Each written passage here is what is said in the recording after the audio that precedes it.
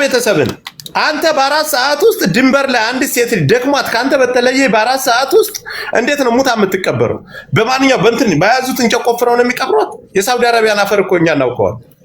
መሀል ሀገር ቢሆን ችግር የለው በእጅ እንደዚህ ቆፍረህ ትቀብራታለህ። ኋላ ሀገር ግን ድንጋይ ነው። እንዴት ነው በ4 ሰዓት ውስጥ የምትቀበረው? ሲጀመር አፍህ ላይ አንተ ይሄኛው ደላላ ጋር ዝምድና አለ፣ የምታውቀው ጉዳይ አለ። ልጅቷን በህይወት እንዳለ ታውቃለህ።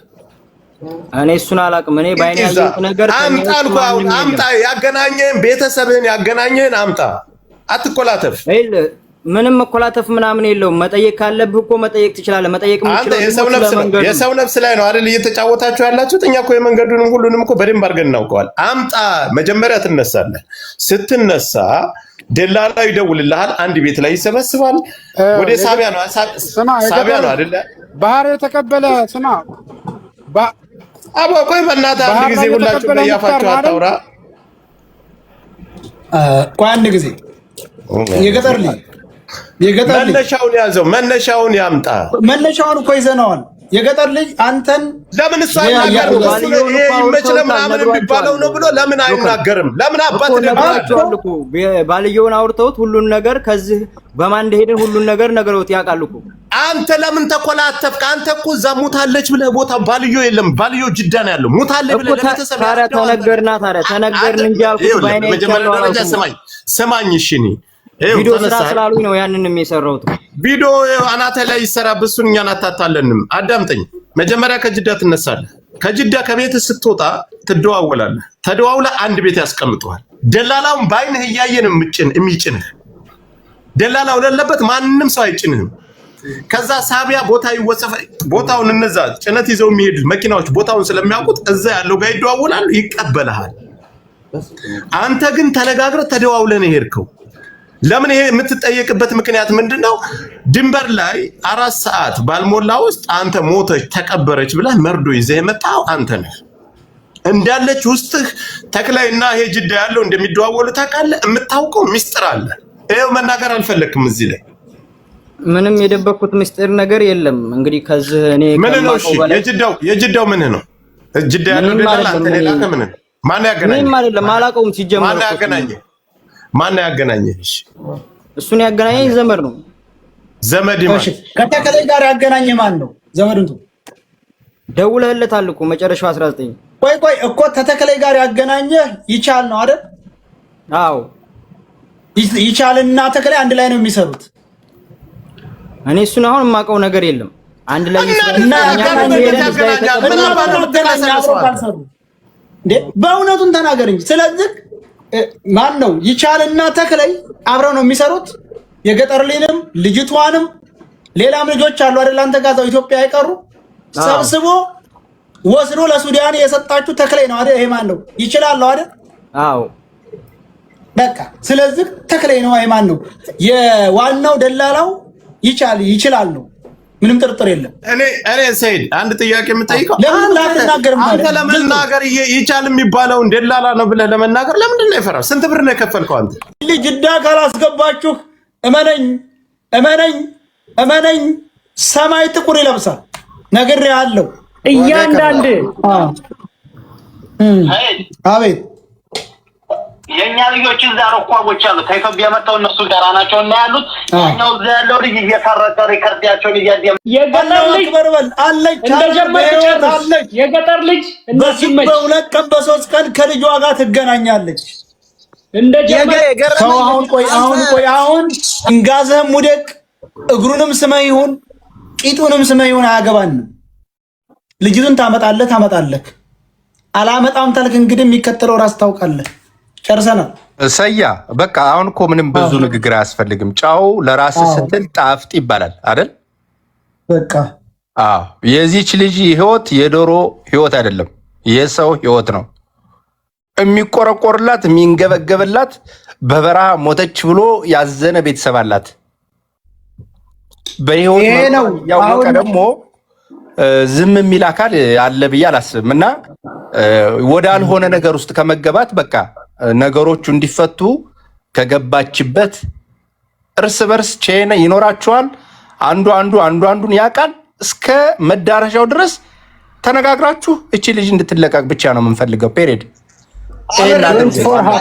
ላይ ማስተካከያ ልንገር አበራ ቤተሰቦቿን አስፈራርተው ቁልፍ ላይ መንገድ ላይ አስገብተው በፓስወርድ ቆልፈው ስለያዙ ሙሉ የኢትዮጵያ ህዝብ ይሄንን ሚዲያ ላይ አቡፋኖ ላይ ገብቶ የሚተላለፍ ሚዲያ ስለሰሙ ሙሉ የኢትዮጵያ ህዝብ ይመች ጌታሁን የገጠር ልጅ አይፋታችሁም።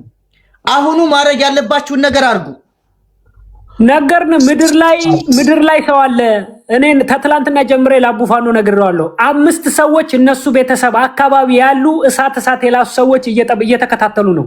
እርምጃ 5 ሰው ምን አሁን በቃ ይመቻችሁ። ለማንኛውም መልካም ምድር ላይ ምናምን ሰው አለ አይደለም የሚሆነው ይሆናል። ጋይስ አሁን እሱ ያለውን እንዳለው ብሏል። ይኸውልህ አሁን የገጠር ልጅም ሊያወራ የፈለገው ነገር አለ፣ ግን መስፈራርቾ ተደርጎበታል። ግን ወንድ ልጅ ተስፈራርቶ ከእውነታ መራቅ የለበትም።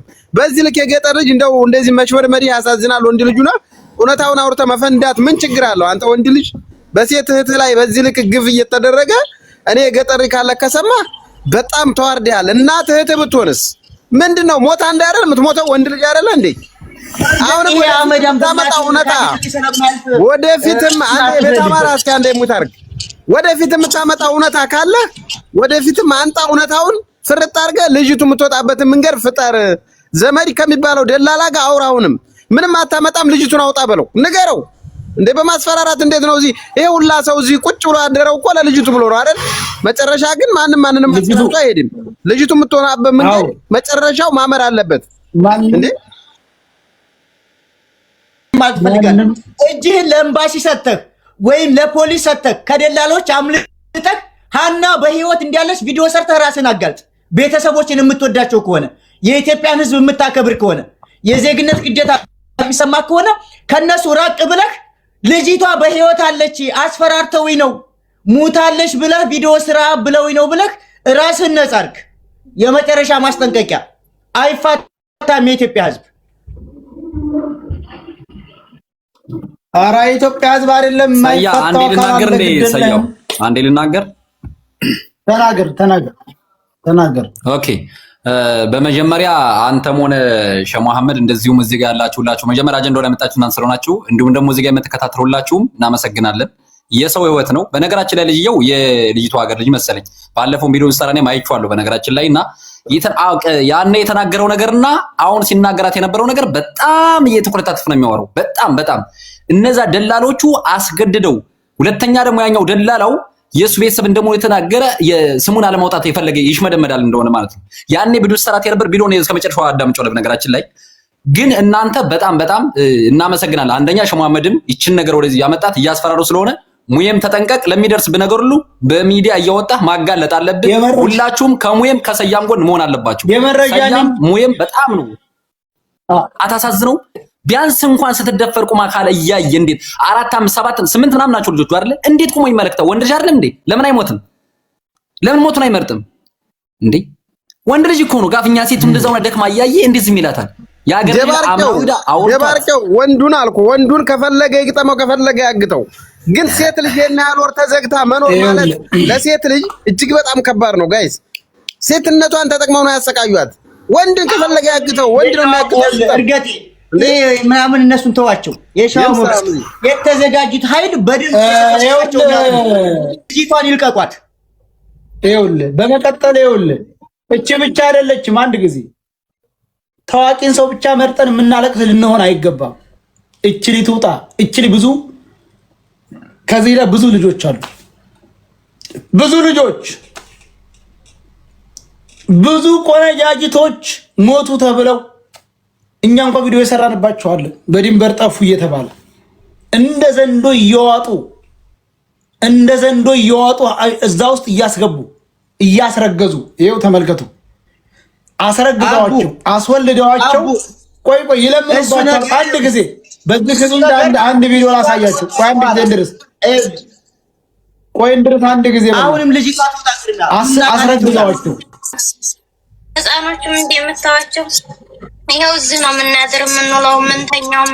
በቃ እዚህ ድንጋይ ስር ማለት ነው። አይጡ ሁሉ የምታቁመችን አይጠፋችሁም። አይጥ እዚህ እየበሉብን እኛንም ስንት ነገር እየሆንን ያለ ነው።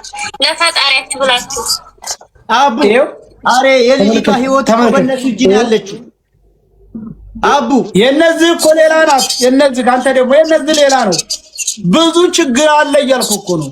የሚያለቅስ ሞጃ የሚያለቅስ ሞጃ ምንም ነገር ስለናንተ አትልም። እኛም ስለናንተ በሌላ ነገር ልናወራ ልንመክራችሁ እንችላለን እንጂ ሀኒ ልቀቁ፣ ብዙ ሌላ በቀል እንዳይመጣ ሌላ መረጃ አናዋጣም። እናንተም አታውጡ። ሀኒን ብቻ ልቀቁ፣ በህይወት ያለችውን ሀኒ።